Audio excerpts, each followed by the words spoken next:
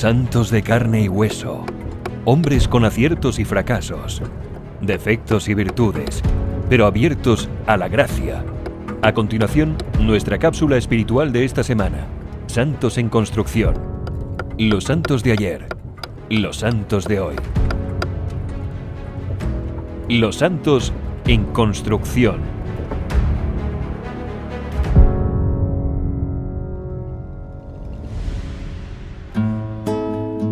Tengo el presentimiento de que de un momento a otro las personas fanáticas pueden quitarme la vida. Morir como mártir sería una gracia que no merezco. Lavar todos mis pecados, faltas y debilidades de mi vida pasada con la sangre derramada por la causa de Cristo sería un regalo gratuito del Señor. Este texto hace parte del testamento espiritual del padre Cosme Espessoto, documento que escribió unos días antes de ser asesinado por odio a la fe.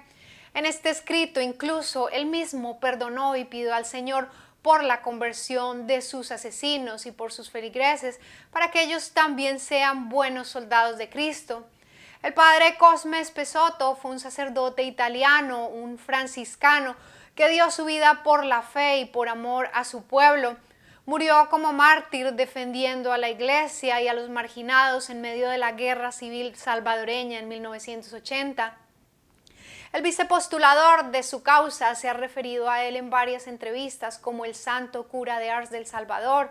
Y hoy tenemos un invitado muy especial. Tenemos al doctor Alirio Ernesto Orantes Fuentes, hijo espiritual del padre Cosme, además autor del libro Padre Cosme Espessoto, Mártir por la Paz del Salvador. El doctor Alirio además es quien nos ha compartido el material fotográfico para este video. Él tuvo la bendición de conocer desde su infancia al padre Cosme y promueve su testimonio a través de un sitio web dedicado al beato italiano. Así que dejemos que sea él mismo quien nos presente al padre Cosme. Doctor Alirio Orantes, bienvenido a Santos en Construcción y gracias por aceptar esta invitación a compartir su bendición con nuestros televidentes de Inmaculada TV. Cuéntenos un poco sobre quién fue el padre Cosme Espessoto. Buenas tardes, hermanos. Fue un fraile franciscano oriundo de Mansué, Venecia, República de Italia, que vino a El Salvador en 1950. Él se ordenó sacerdote en 1948. 2 años después fue enviado a misionar acá a América. El 30 de abril de 1950 le fue asignada la parroquia de San Pedro Nonualco. A los 2 años fue trasladado a San Juan Nonualco, donde ejerció su ministerio por espacio de 27 años, desde 1953 hasta 1980, en que fue martirizado en el marco de la guerra civil que vivimos los salvadoreños de los años 80. Muchas gracias, doctor Alirio. Cuéntenos, por favor, cómo llegó usted a cruzarse con el padre Cosme y qué es lo que más recuerda de él. Corría el año de 1966, cuando en el mes de octubre el padre Cosme tenía la devoción de celebrar la Virgen del Rosario. Mi abuela, Ángela Orantes, abuela materna, era bastante asidua a la iglesia. Como yo me crié con ella, con mis hermanas, todos nos íbamos a los rosarios y a las santas misas. Recuerdo que en una santa misa el padre no tenía quien le ayudara a colitar. No había monaguillo. Y una señora me dijeron, mire, vaya a lavarse las manos, Chelito, y usted le alcanza aquellos botes al padre cuando él se los pida. Yo pues con anuencia hice caso de lo que me dijeron las señoras y le ayudé al padre a colitar. Hasta ese momento yo no sabía qué era colitar ni mayor cosa, pero el padre tomó a bien eso. Cuando terminó la Santa Misa me llamó a la sacristía, me preguntó cómo me llamaba, que con quién andaba, que quién era mi mamá, que quién era mi papá, y en ese momento nació una amistad que nunca me imaginé iba a ser una amistad grande, y que él iba a ser la figura del padre que nunca tuve. Compártanos, por favor, qué ha sido lo que más le ha impactado o le ha tocado de su experiencia con el beato mártir, el padre Cosme. Padre Cosme, pues no solamente conmigo hizo el papel de padre, sino con muchas personas huérfanas y personas que tenían hogares desintegrados.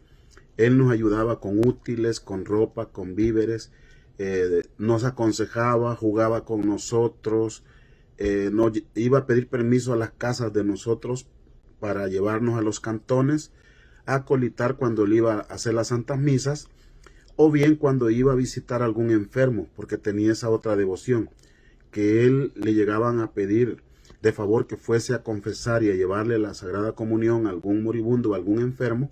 Él con gusto lo hacía.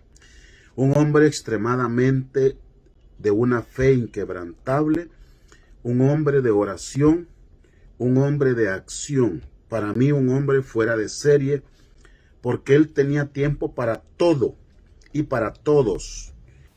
Y por último, doctor Alirio, ¿cómo fue el martirio del padre Cosme? A mí me consta, pues con él anduve casi todo el tiempo. Cuando encontraba alguna persona necesitada en su camino, cuando iba a pie o iba con su vehículo, él se bajaba. Si andaba dinero en la cartera, sacaba, enrollaba el billete que le iba a dar a la persona. Nosotros a veces ni cuenta nos dábamos. Y él, con cierto disimulo, le ponía en la palma de la mano a la persona el dinero, le echaba la bendición y seguía su camino.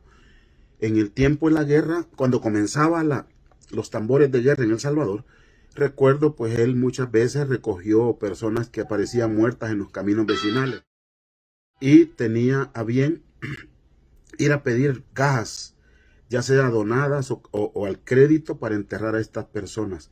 Él manifestaba que cualquier persona, cualquiera fuera su calidad, tenía que tener una cristiana sepultura, una sepultura digna.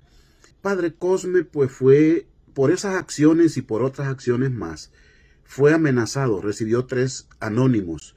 El primero lo recibió cuando estaba en el convento barriendo, se lo puse no sabía yo que era anónimo, era un sobre cerrado, se lo puse en el comedor.